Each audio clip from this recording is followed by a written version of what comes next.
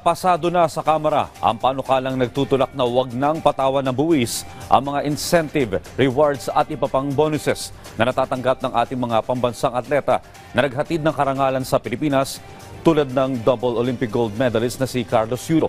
Yan ang ulat ni Mela Las Moras.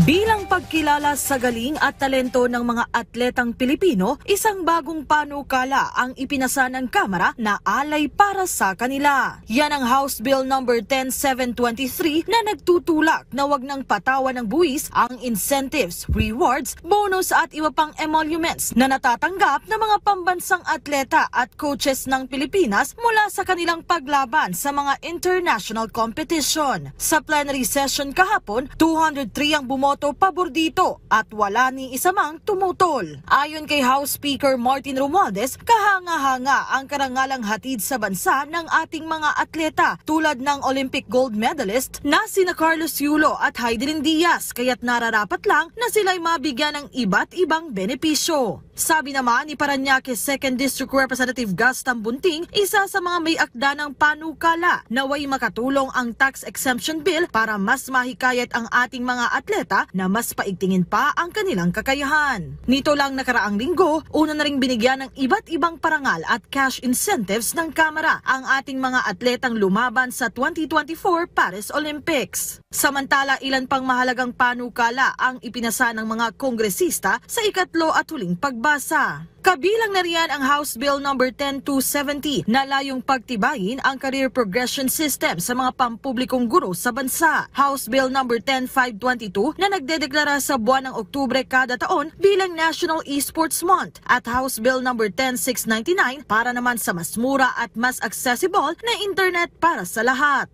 Dati nang tinututukan ng Kamara ang pagpapabuti ng sistema ng internet sa bansa. Mela Las Moras para sa Pambansang TV sa Bagong Pilipinas.